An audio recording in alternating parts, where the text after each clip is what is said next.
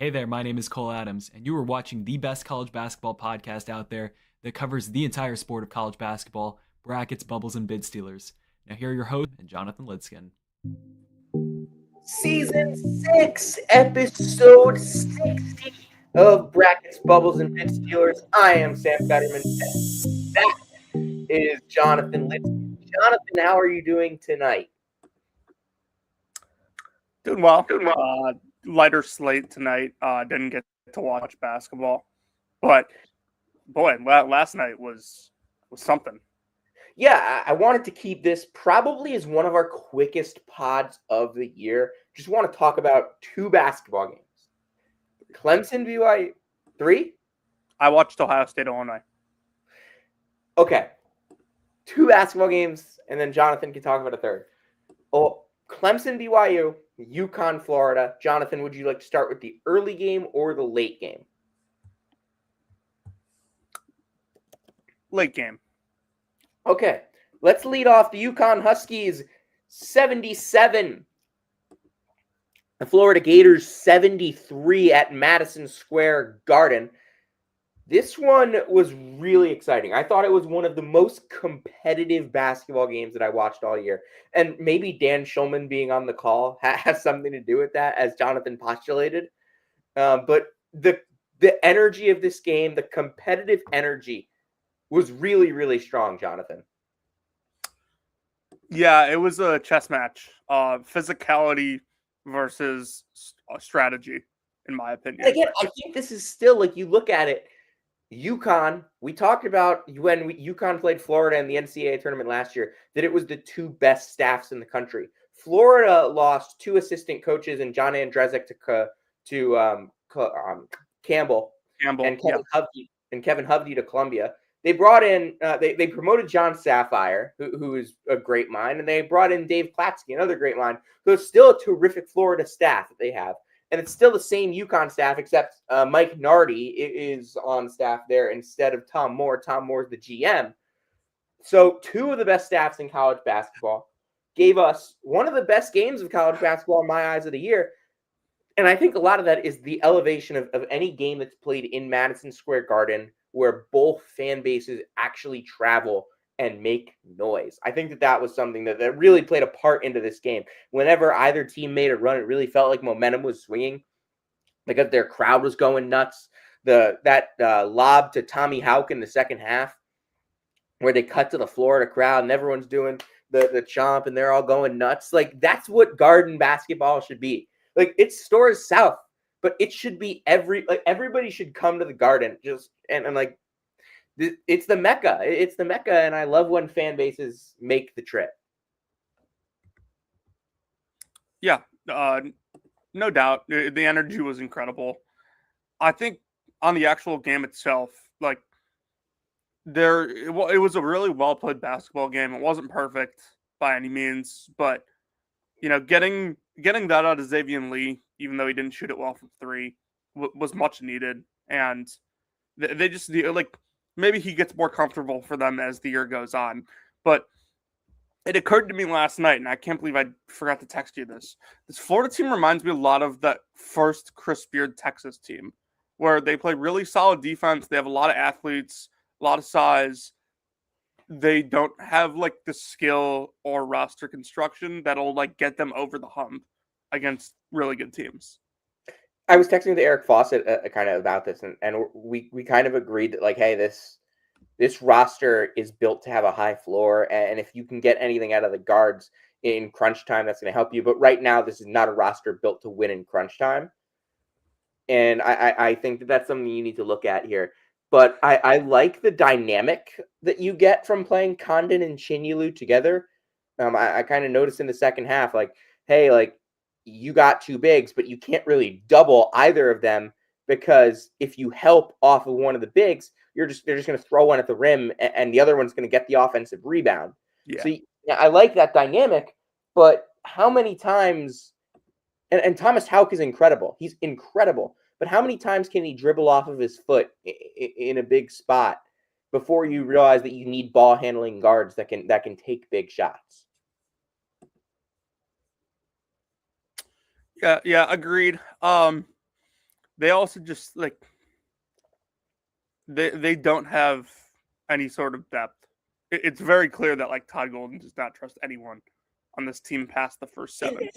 And maybe that's by the way, with all of this being said, I came out of this game thinking higher of Florida than I did before. I would, if you told me that Florida wasn't a top 20, 25 team, I'd probably push back on that. What'd you say? If you told me that Florida wasn't a top 20 to 25 team, I probably would push back. Coming out of this, I would not be mad at you if you said they're top 15. The last top 2 games, 15, they're top 15 in KenPom. They're near there in all the metrics. They have the talent. It's just like it's a matter of, hey, when are we going to see the best version of Boogie Flan? Boogie Flan, by the way, was awful in this game. Picked up 2 quick fouls. I don't think we're going to. Picked up 2 quick fouls. Came back in, picked up a third, and I thought that was something to keep note of. UConn's foul trouble was a big deal in the first half of this game, and I had someone ask me, "Hey, do you think UConn should just be fouling Chinyelu, sending him to the line?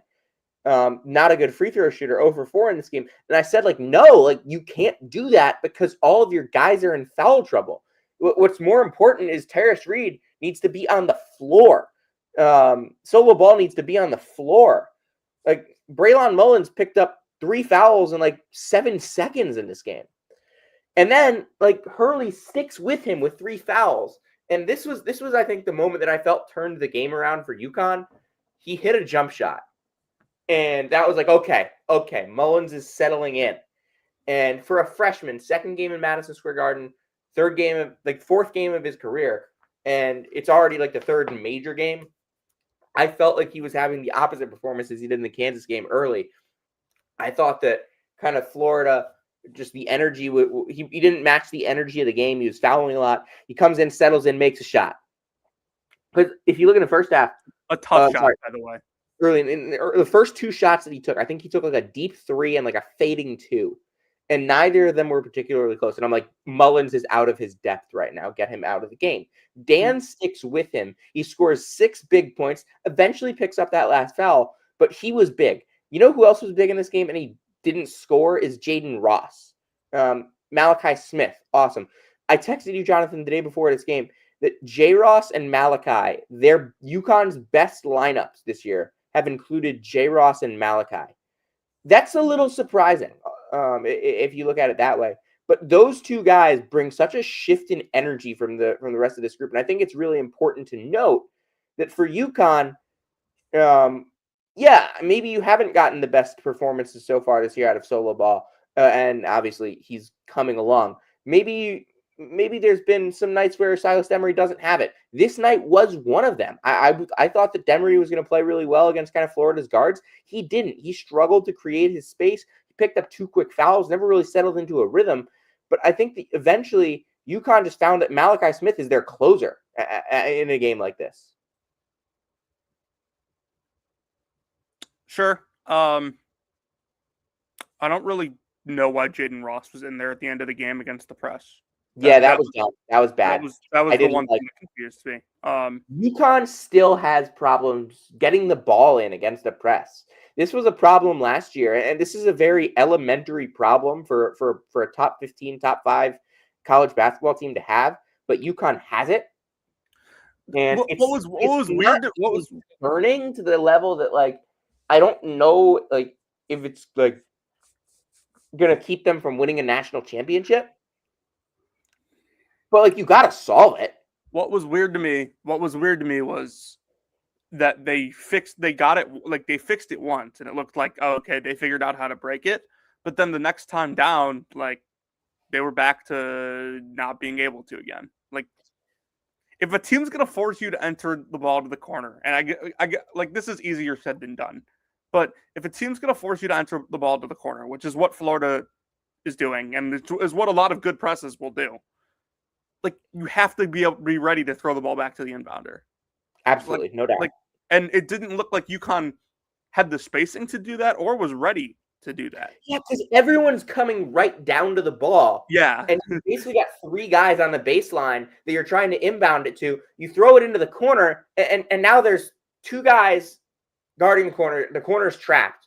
but there's but the other two guys in the backcourt are also on the baseline, so you have two other guys on the backcourt, and you can't get the quick pass back off to the inbounder. Yeah, Florida also, is probably one of the more difficult teams to try to break a press against in that situation, just because they have versatile forwards and can trap the ball with two bigs effectively. So like I said, easier said than done. But it confused me why broke it once and then went back to looking like they had no idea how to. I want to say something about this game was that Florida was the physical aggressor for 40 minutes. And that's something they'll be able to do in every game they play this year. They grabbed 16 offensive rebounds. It felt like there were 5+ minute stretches of this game where it genuinely felt like UConn would never get a rebound again. And huge credit goes to UConn for figuring that out and just kind of eventually at the end of the day making enough plays, making enough shots, forcing enough turnovers, getting the ball kind of in the right spots. They ran a couple nice plays in the first half. I think they set something up in the second half and it didn't work late in the game, but eventually came out they made the shots that they needed to, and really good inbound defense on that last possession. I know it probably wasn't a 5-second violation, but the credit should absolutely go to the UConn defense for making it a real decision for Boogie Fland. Yeah. Does it look like Chinyelu has gotten better to you? I think he's more skilled than he was. I think he's a little more comfortable with the ball in his hands. Yeah, I wouldn't say he's that much better. He's still the touch is still weird. He's still a terrible free throw shooter. Yeah, the touch still really isn't there. But he is maybe the best rebounder in the country. Yeah, he's certainly up there. I mean, who's better? Cam Boozer. I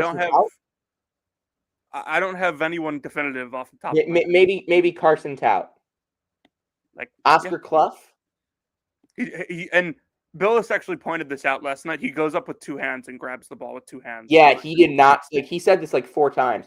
He's grabbing it with 2 hands. You've got to see that. Which is good. That's how that's how they teach you to rebound.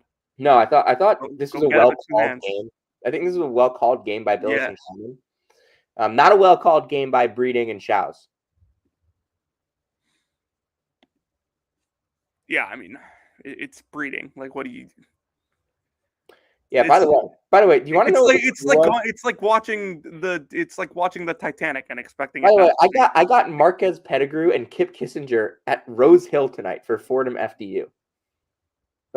That's an easy trip for them. That's a heck of a crew for that game. Yeah. Kip didn't even do what's it called? Kip didn't even do the Champions Classic, I don't think. He might have. Sorry, the Jimmy V. He might have done the first game. I don't know. Didn't know. You want to get into anything else from this game? Any other observations? How does UConn get so open off of their screens? I think they're just really good at knowing. We've said for years that they get more open shots from off-ball screens than anyone in the country by a mile. But I don't understand how they get so open off of them. And I understand that they run a lot of actions. They set a wide base in their screens. I think they're fundamentally good screeners. It's they had one late in the Alex game. Caravan is fundamentally one of the best screeners in the country. They had a set late in the game where Solo was baseline and he curled off a double screen to the top for a 3. And you could see it, he started sprinting into it and you could see it coming from a mile away. And as soon as he took off, I'm like, oh, I just said to my dad, I'm sitting there with him. I'm like, oh, shit. No, yeah, I see that too. What'd you say? I see that happen all the time as well. Yeah. Yeah. I mean, it's there's not always things like with what they run that you can point out, but like, when they set up that double screen, like I've seen like high school teams set up that double screen. Like they call Husky, they set up the double screen, and I'm like, oh boy, I know what's coming here. They also do some really nice stuff with freeing up their bigs underneath. Like they had a couple wide open layups yesterday. Yeah, I mean Ryba held up fine. Yeah, I mean I think he's good. All right, BYU Clemson, Jonathan. Mm-hmm.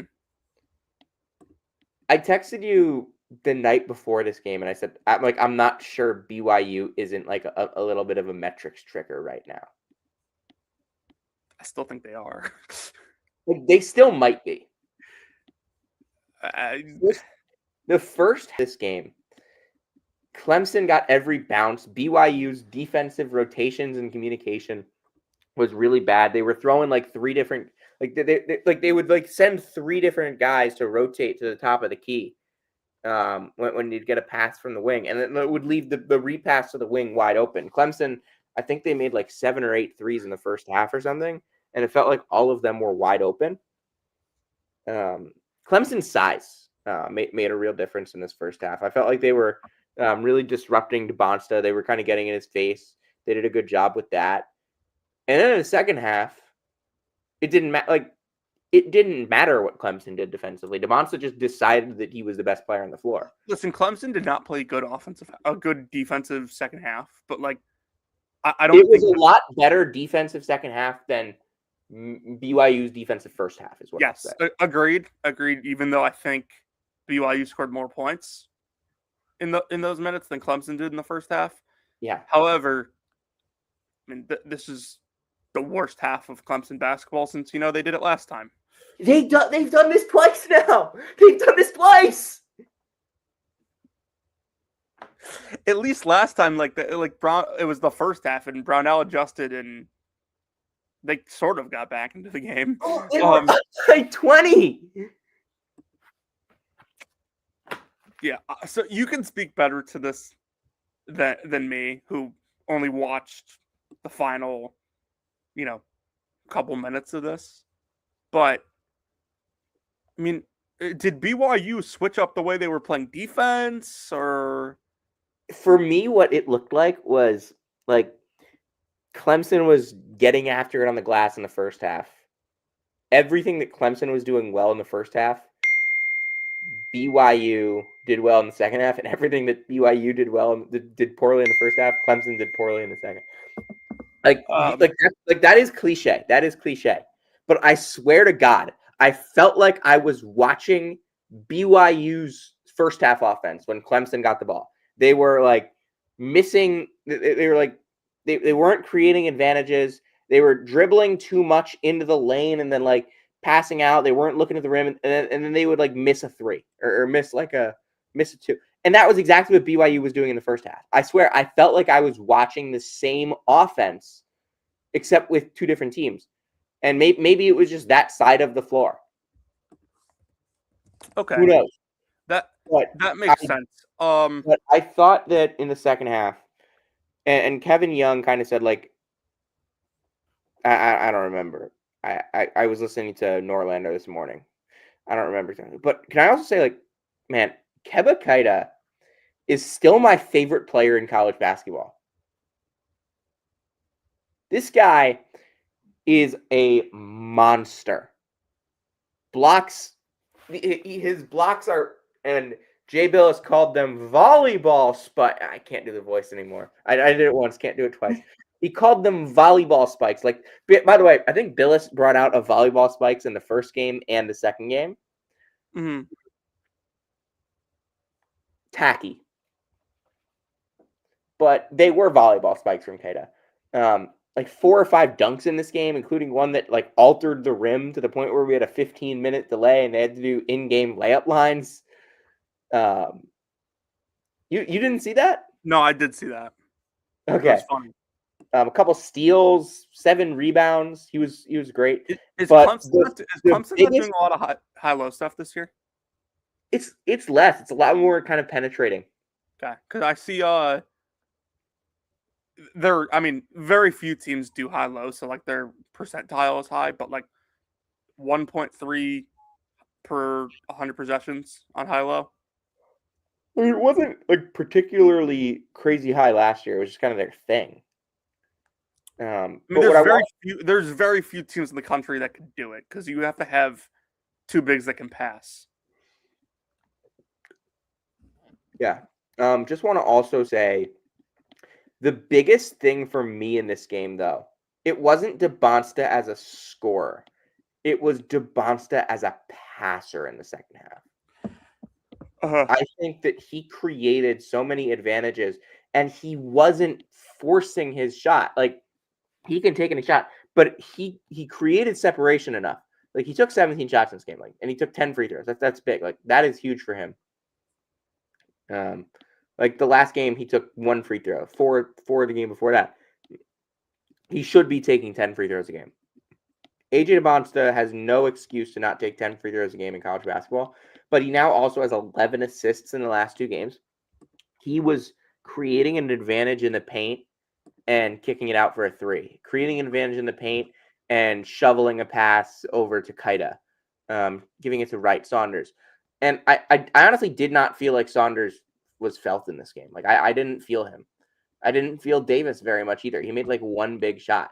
This game was basically all DeBonsta, Wright, and Kaida.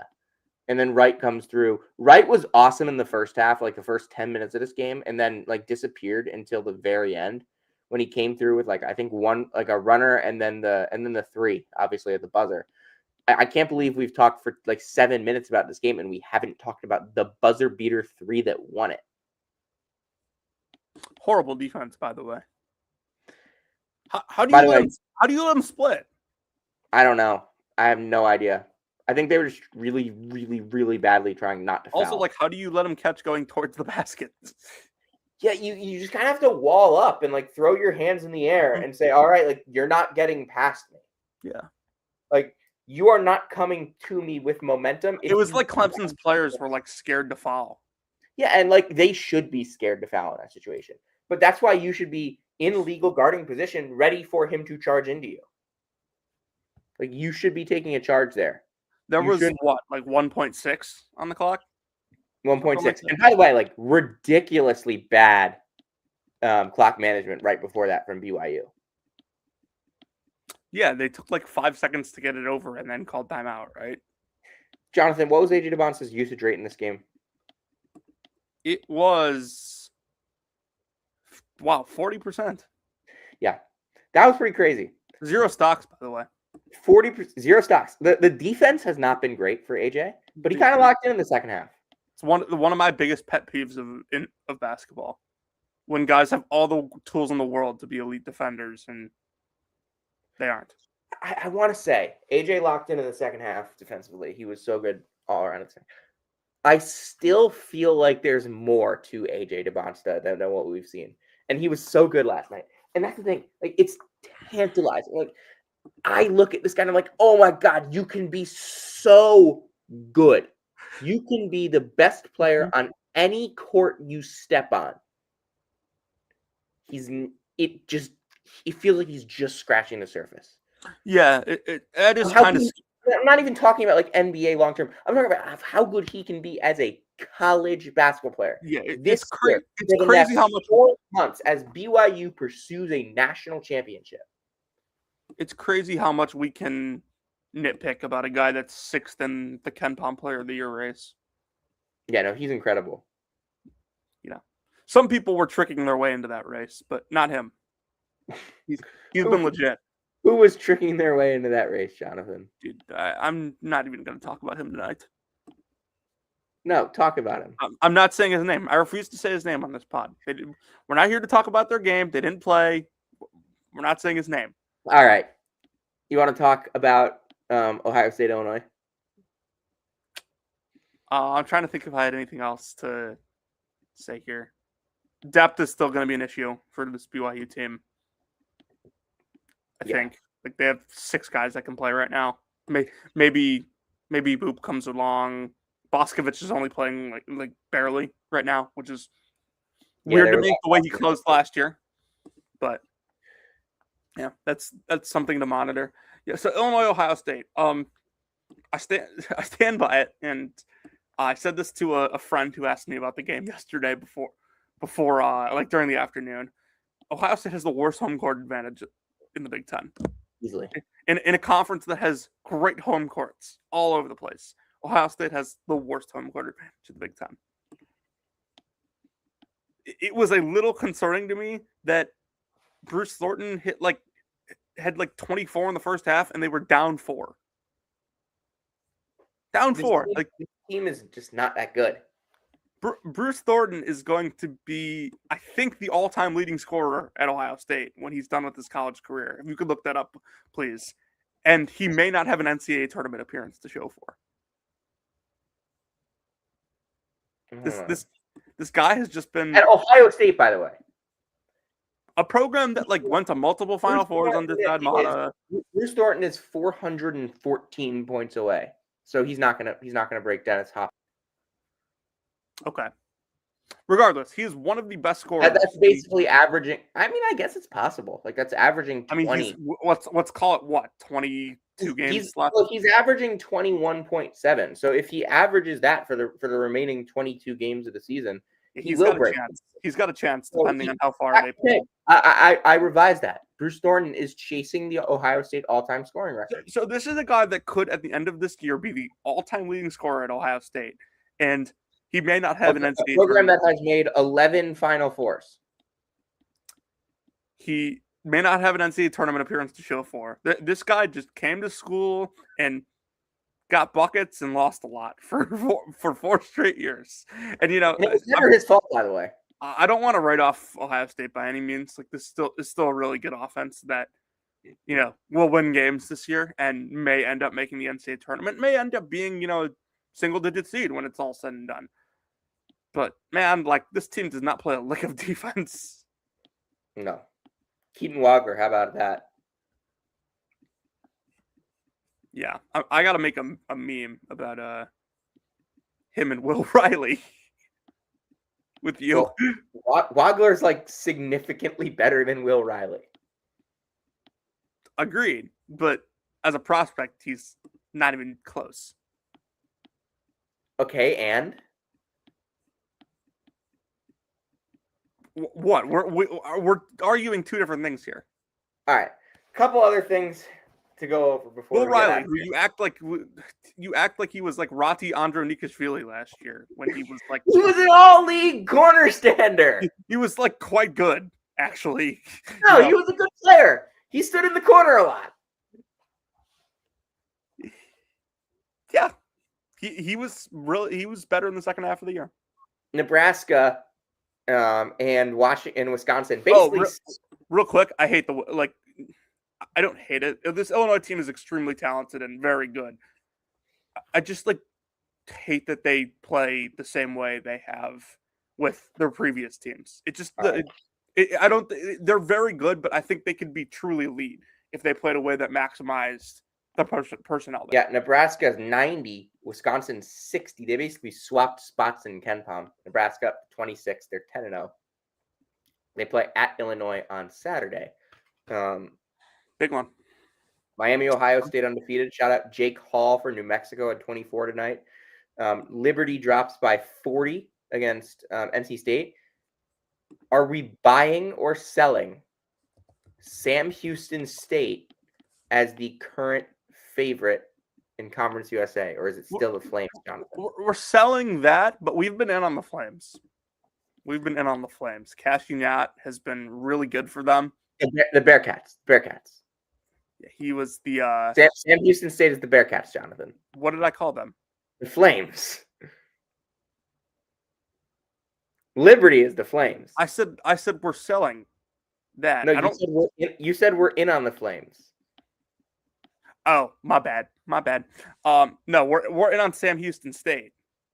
Yeah, Cash Unat's been really good. Cash Unat was the NAIA player of the year last year. Has been awesome for them. Jacoby Coleman in limited minutes has been really good for them too. It's a freshman who I like. Who you and I like quite a bit. Zelko Illich, Isaiah Manning. This is a good team.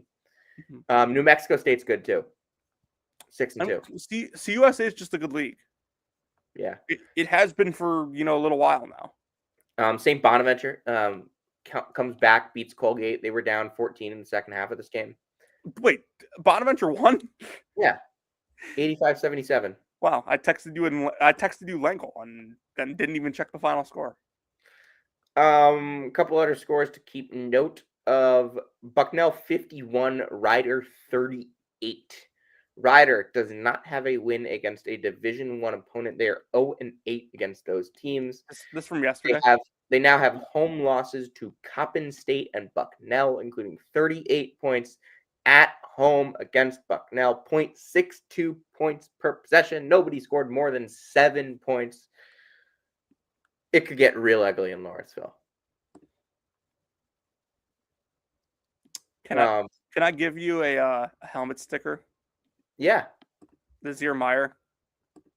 Do it. At Wyoming. Of course. Dude, this was Of course, yeah, go. Let me reference the good old freshman rankings here. We have some things to. Here we go. 2025. Nazir Meyer, where were you? 94. 94. He was top 100 freshman for me. Goes for 26 last night in a win over South Dakota. 7 rebounds as well. Shouts to Chris Markwood and Maine, first win of the season tonight. It's been really difficult. That offense is brutal. They beat Boston. Should we start the should we start the you could have had this guy last year if we were on your staff list?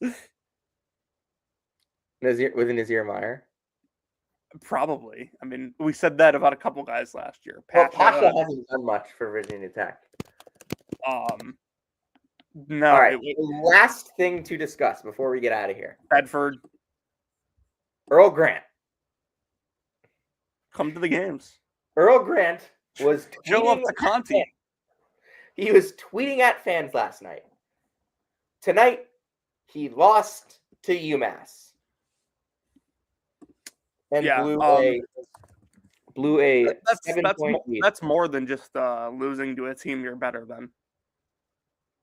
It's losing to an in-state mid-major opponent as a high major. Like, you cannot be doing that. This is the exact reason why BC does not want to play UMass.